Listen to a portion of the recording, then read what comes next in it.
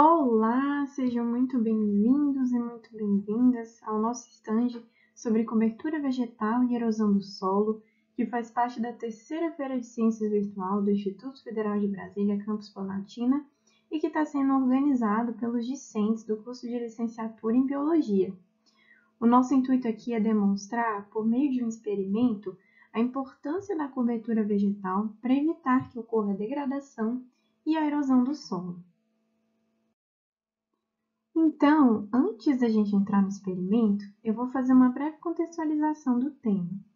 É importante a gente frisar que o solo é extremamente importante para a manutenção de diversos serviços ecossistêmicos que possibilitam a vida no nosso planeta. Então, eles nos fornecem diversos serviços ambientais, como vocês podem ver, e eu quero destacar dois em particular, que são a purificação da água e degradação de contaminantes e a regulação de enchentes, porque eles estão diretamente relacionados com o tema do nosso stand. Bom, então por que a cobertura vegetal é tão importante para evitar a erosão do solo? A vegetação protege tanto as camadas superficial e subsuperficial do solo, quanto as camadas mais profundas. Então, ela amortece o impacto das chuvas e dos ventos, o impacto cinético mesmo da força desses eventos. Ela também protege a superfície do solo contra a radiação solar, evitando assim o superaquecimento e o ressecamento. E além disso, as raízes, os resíduos vegetais em decomposição que compõem a matéria orgânica do solo e a intensa atividade biológica, que só é possível por conta da presença dessa parte orgânica, tudo isso estrutura o solo e permite a formação de espaços porosos. Então, eu trouxe aqui uma animação para a gente observar o que acontece com a água da chuva quando ela atinge um solo que está exposto e quando ela atinge um solo que está coberto por vegetação. Então, vamos ver.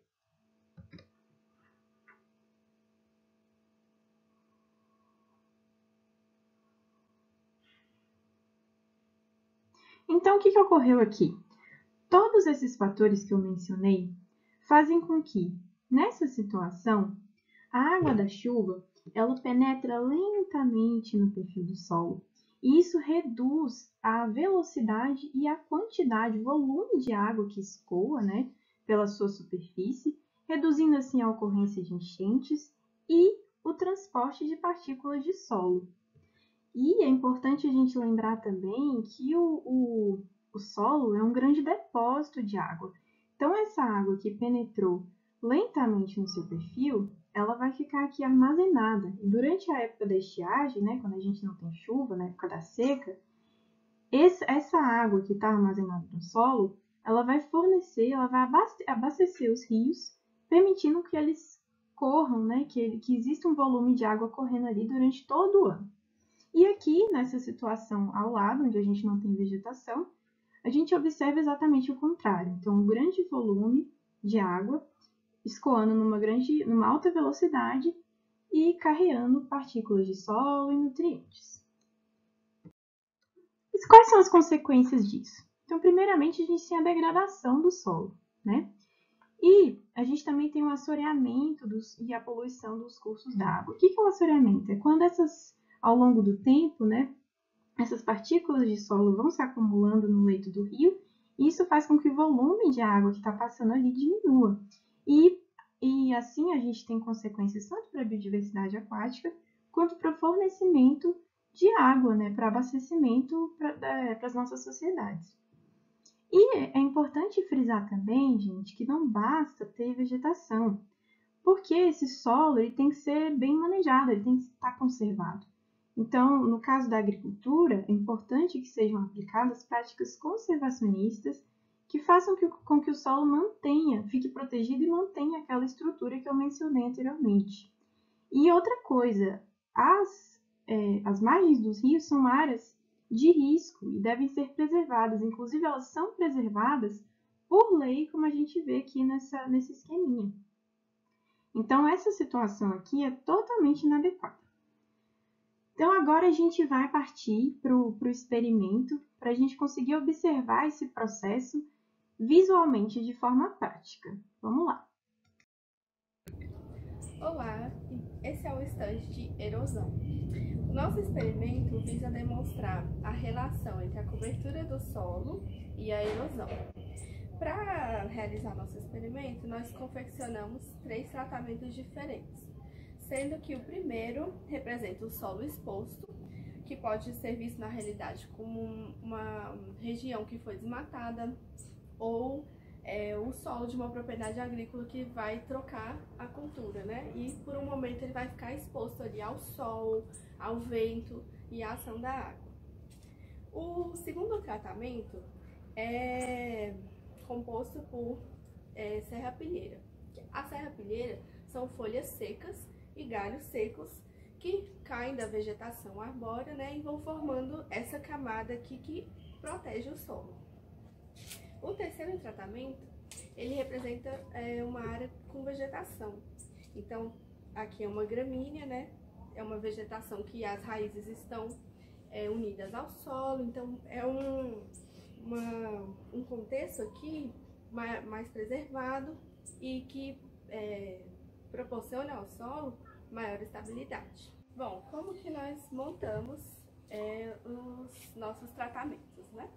Nós colocamos a mesma quantidade de solo em todos, sendo que nós fizemos uma primeira camada com o solo mais pedregoso, representando a camada mineral do solo, e por cima uma camada mais externa, representando a camada O do solo, né, que é a camada orgânica. Então nós utilizamos um solo orgânico que contém folhas secas, galhos secos, né, matéria morta. Então tem a mesma estruturação em todos os tratamentos e a mesma quantidade de solo. Então agora a gente vai simular o efeito da chuva nesses 3 tratamentos que a Jéssica acabou de mostrar. E a gente espera que nesse tratamento, onde o solo está totalmente recoberto pelas gramíneas, né, onde o solo está mais estruturado pelas raízes, a água vai sair mais limpa em relação a esse solo que está exposto, né? E a gente imagina também que esse tratamento onde tem apenas a serrapilheira, a gente vai ter um meio termo entre o tratamento com vegetação e o tratamento com solo exposto.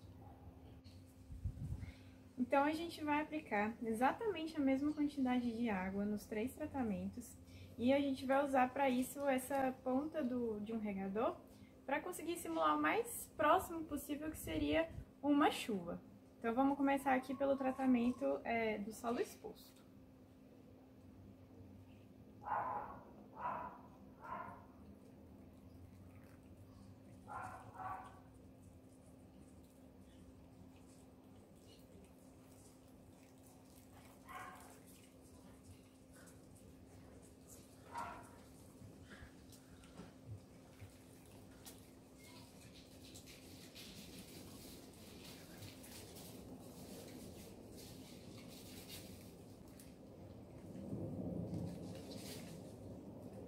Agora vamos para o tratamento com serrapilheira.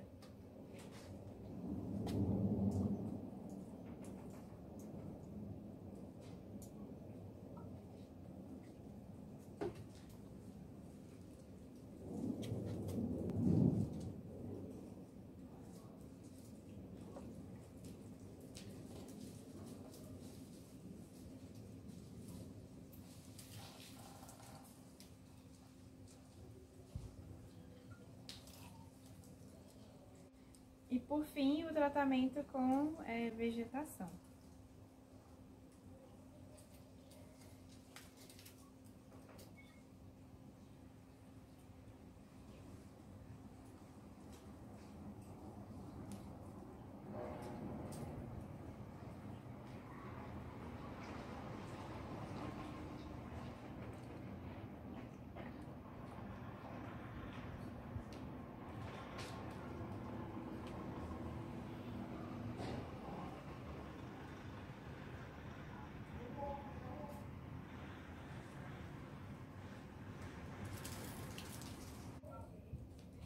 Então, como a gente pode ver aqui nos recipientes coletores, aconteceu exatamente o que a gente esperava.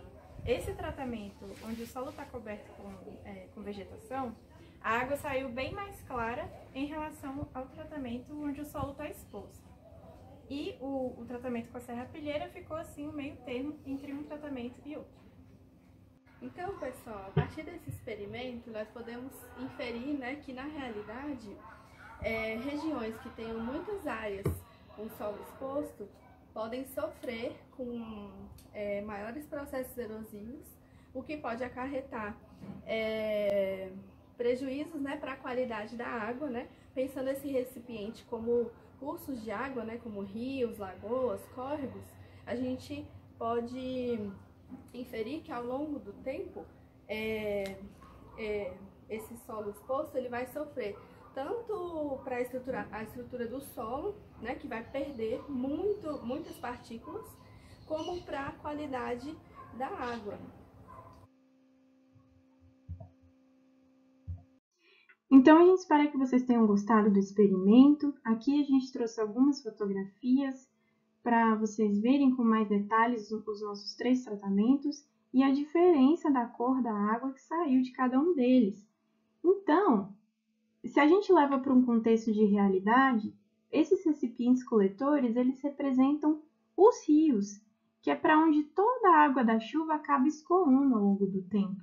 Então, se a gente tem regiões com predominância de áreas, né, locais, com solo coberto com vegetação, tanto por uma agricultura bem manejada, né, onde o solo é manejado com práticas conservacionistas, quanto áreas, unidades de conservação, áreas nativas bem manejadas, que não estejam degradadas, se a gente tem regiões assim, a água dos rios será muito mais limpa, né? E isso é bom tanto para a biodiversidade quanto para nós. Então, a gente agradece a atenção e esperamos que tenham gostado do nosso experimento. Muito obrigada!